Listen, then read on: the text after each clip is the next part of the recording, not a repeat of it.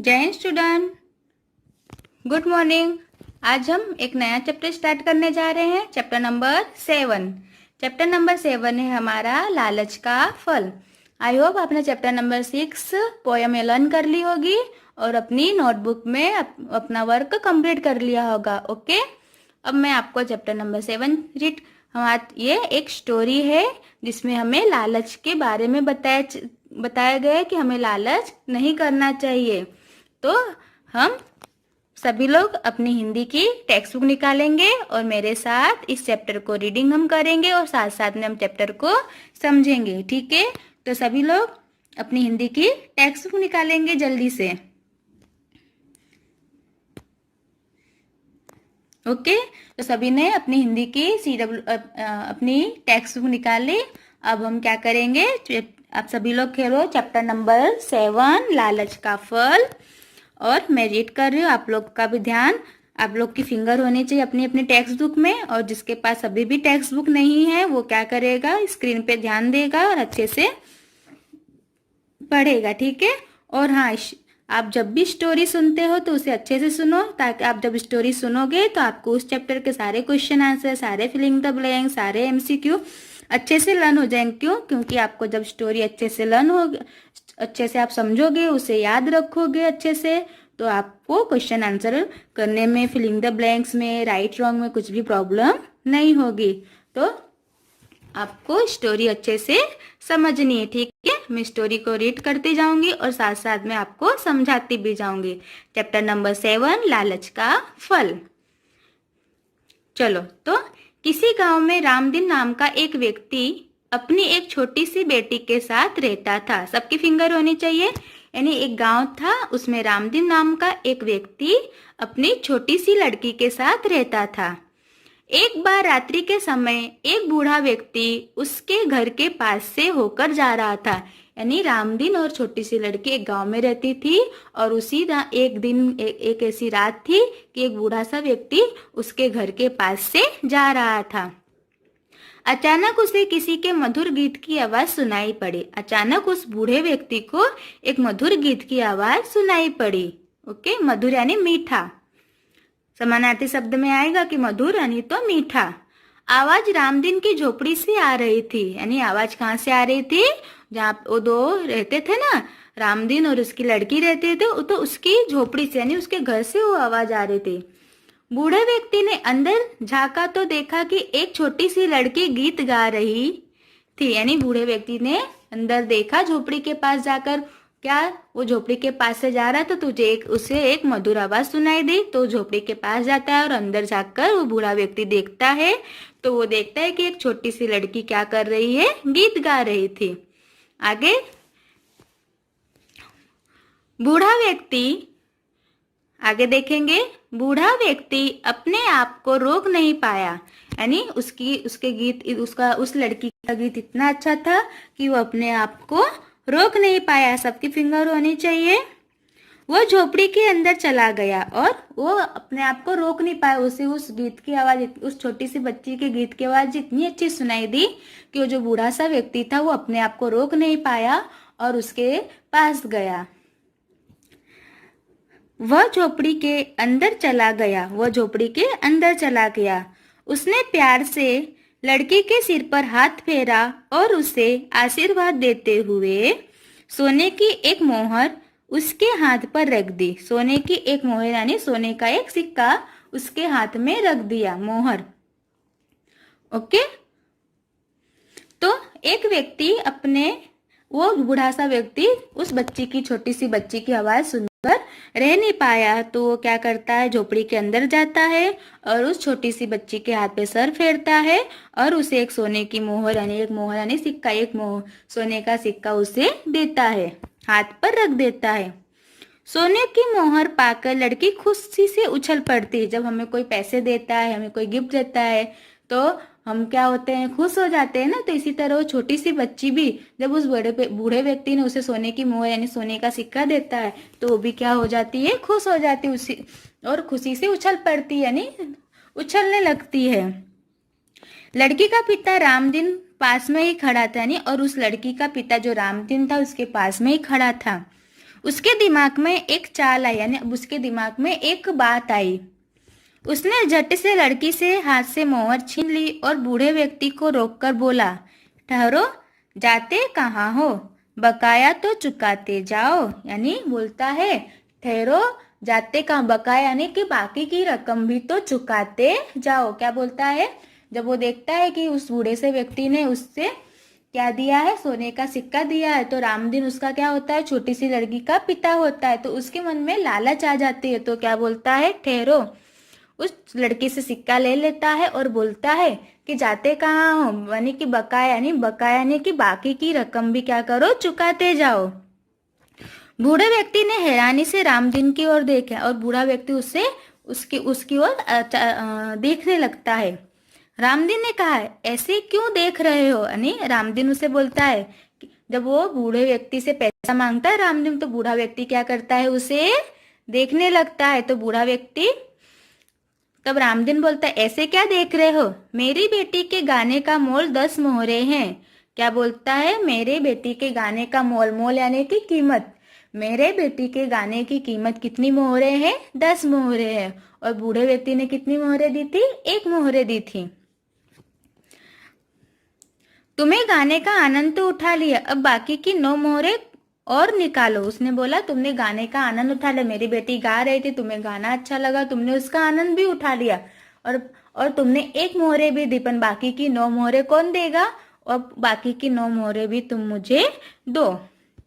बूढ़े व्यक्ति को यह समझते देर न लगी कि यह आदमी कपटी और लालची है। यानी कपटी यानी क्या होता है, झूठा। कि बूढ़े व्यक्ति ने कहा कि उसे, बूढ़े व्यक्ति को समझ में आया कि ये आदमी कैसा है, झूठा है। वो तो उस बच्ची को प्यार से पैसे दिया था, उस बच्ची की गाने की कीमत कुछ भी नहीं थी, पर उसे उसका गाना अच्छा लगा और उसको प्यार से जो हुआ उस बूढ़े व्यक्ति ने दे दिया था। पर उसके पिता के मन में लालच आया और वो बोलता है कि मेरे बेटी की गाने की कीमत 10 मोहरे हैं, तुमने तो 1 मोहरे दी, बाकी की 9 मोहरे निकालो। तो बूढ़ा व्यक्ति समझ जाता है कि ये आदमी कैसा है, लालची है। उसने बहुत सरलता से कहा, मेरे पास इस समय और मोहरे नहीं है। उस बूढ़े व्यक्ति ने कहा कि मेरे पास अभी कुछ मोहरे, अब एक भी मोहरे नहीं है। बूढ़े व्यक्ति के गले में सोने की जंजीर देखकर रामदीन ने कहा, अपनी सोने की जंजीर ही देते जाओ। क्या बोला, अच्छा ठीक है, आपके पास 9 मोहरे नहीं, तो लालची तो था ही रामदीन। उसने क्या बोला कि ये जो सोने की चैन पहनी है वही मुझे देते जाओ, जंजीर यानी जो हम सोने की चैन पहनते हैं वो। इस पर बूढ़े व्यक्ति बोला, मैं जो मोहर अभी तुम्हें दी है वह मुझे लौटा दो, क्योंकि वह पुरानी और घिसी पिटी है। तुम मेरे साथ मेरे घर चलो और मैं तुम्हें टकसाल से खरे सोने की 10 नए मोहरे दूंगा। उसने क्या बोला कि अच्छा ऐसा करो कि मैंने तुम्हें जो 1 मोहरे दी है ना, वो क्या करो, तुम मुझे लौटा दो, क्योंकि वो पुराना सिक्का है, पुराना है। तुम मेरे साथ मेरे घर चलो, मैं तुम्हें टकसाल से, यानी जहाँ पे सिक्के पैसे रखे जाते हैं, वहां से मैं खरे सोने की यानी अच्छे नए सोने की 10 नई मोहरे दूंगा, यानी 10 नए सिक्के दूंगा। बूढ़ा व्यक्ति रामदीन को कहता है कि तुम मेरे साथ मेरे घर चलो, मैं तुम्हें नई मोहरे दूंगा। बूढ़े व्यक्ति के मुंह में यह बात सुनकर रामदीन मन ही मन प्रसन्न हुआ। बूढ़े व्यक्ति के मुंह से यह बात सुनकर रामदीन को खुशी हुई कि अच्छा, मैं इसको, ये मुझे अपने घर ले जा रहा है। वो उसे लालच दे रहा और रामदीन वो लालच ले रहा है और बोल रहा है अच्छा ठीक है। मन ही मन क्या होता है, प्रसन्न होता है, मन ही मन वो खुश हो जाता है। सबका ध्यान, बूढ़े व्यक्ति को वह मूर्ख समझ रहा था। वो बूढ़े व्यक्ति को क्या समझ रहा था, मूर्ख समझ रहा था, क्योंकि उसके बेटी के गाने के पैसे नहीं तो प्यार से उसने पैसे दिए थे। पर ये क्या सोच रहा था कि किसी भी तरह इस व्यक्ति से और भी मैं पैसे निकाल सकूं, इसलिए उसने अपने बेटी के गाने की कीमत लगाई। तो बूढ़े व्यक्ति ने बोला, ये भी मुझे वापस दे दो, तुम मेरे साथ मेरे घर चलो, मैं तुम्हें नई मोहरे दूंगा। रामदीन उसके पीछे पीछे चल पड़ा। चलते चलते अचानक उसके मुंह से निकला, जानते हो, मैं 10 मोहरे से एक महल बनाऊंगा और राजा से कहूंगा कि अपनी बेटी का विवाह मुझसे कर दो। और क्या बोलता है, तुमको पता है ये 10 मोहरे से तुम मुझे जब 10 चांदी के सिक्के दोगे तो उससे मैं क्या करूंगा, महल बनाऊंगा और फिर राजा से कहूंगा कि तुम अपनी बेटी का ब्याह मुझसे करा दो। बूढ़े व्यक्ति ने उसे टोकते हुए पूछा, लेकिन तुम्हारा विवाह तो हो चुका है, एक प्यारी सी बच्ची भी है तुम्हारी। क्या बोलता है बूढ़ा व्यक्ति रामदीन को कि तुम्हारा विवाह तो हो चुका है और तुम्हारे पास तो एक छोटी सी बच्ची भी है। रामदीन हल्लाया और बोला, तो क्या हुआ, इस बार मैं राजकुमारी से विवाह करूंगा।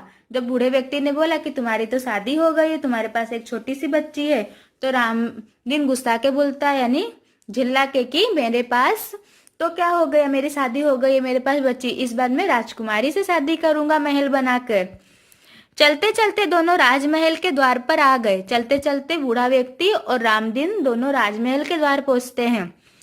उन्हें देखते ही पहरेदार ने आदर से सिर झुकाया और महल के द्वार खोल दिए। बूढ़े व्यक्ति को देखते ही जो राजमहल के पास पहुंचे थे, बूढ़े व्यक्ति को देखते ही जो वहां का जो वॉचमैन होता है, राज दरबार होता है, उसने क्या सिर झुकाया और महल का द्वार खोल दिया। आपको पता है ना कि सिक्योरिटी गार्ड महल में भी पहले होती थी, दरबारी होते थे जो महल की रक्षा करते थे। तो उसने सिर झुकाया और क्या किया, बोला कि महल का दरवाजा भी खोल दिया। यह देखकर रामदीन हक्का बक्का रह गया, यानी चकित रह गया कि ऐसा कैसा, इसे देखकर लोगों ने महल का दरवाजा क्यों खोल दिया।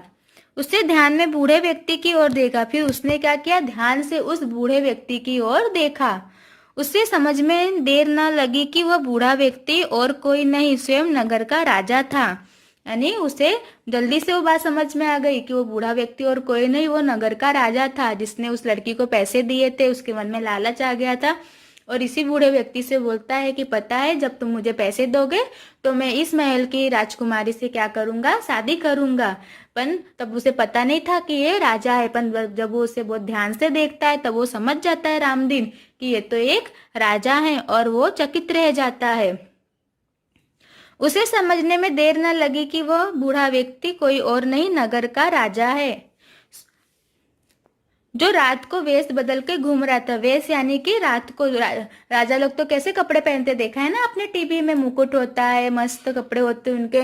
पर वो राजा कैसा था, बहुत अच्छे। तो रात को वेश बदल के अपने राज्य में घूमते थे और लोगों की परेशानियों को क्या करते थे, दूर करते थे। पर ये रामदीन उनको पहचान नहीं पाया और बल्कि उनसे ही लालच कर बैठा। अपनी बेटी के गाने के और सारे पैसे मांगने लगे उस बूढ़े व्यक्ति से, पर वो तो खुद राजा थे। महल में पहुंचकर राजा ने रामदीन से कहा, तुम्हारी बेटी के गाने ने मुझे 2 पल का आनंद दिया, उसके बाद तुम्हारा लालच देकर मुझे निराशा हुई। यानी तुम्हारी बेटी इतना अच्छा गाती कि मेरे मन को शांति मिली, मेरे मन को छू गया, पर तुम्हारे मन की लालच देखकर मुझे निराशा हो गई। मैंने भी 10 मोहरों का आश्वासन देकर तुम्हें कुछ देर के लिए ही, आश्वासन यानी भरोसा देकर कुछ देर के लिए ही खुश किया। न्याय नहीं करता है कि खुशी के बाद तुम्हें भी निराशा मिले। अब जाओ, निकल जाओ यहाँ से। यानी उसने क्या कि मुझे खुशी मिली थी तुम्हारी बेटी का गाना सुनकर, पर तुमने पैसे मांगकर मुझे निराश कर दिया और मैंने भी तुम्हें लालच देकर, यानी उसने क्या कहा कि पुराना सिक्का मुझे दे दो। बूढ़े व्यक्ति ने, तो राजा थे, क्या बोला, मुझे दे दो, तुम मेरे महल चलो, मैं तुम्हें नया सिक्का दूंगा। और तुम खुश हो गए। अब तुमको भी मैं निराश करूंगा, अब मैं तुम्हें कुछ नहीं दूंगा। तो वो भी निराश हो जाता है कि अब नया हो गया, पहले मैं निराश हुआ, तुमने मुझसे पैसे मांगे, अब मैं तुम्हें निराश करूंगा कि मैं तुम्हें कुछ नहीं दूंगा। रामदीन को अपनी करनी पे बहुत लज्जा आई, उसका सिर शर्म से झुक गया। रामदीन को अपनी करनी पे बहुत लज्जा आई और उसका सिर शर्म से झुक गया। वह अपना सा मुंह लेकर वापस लौट आया।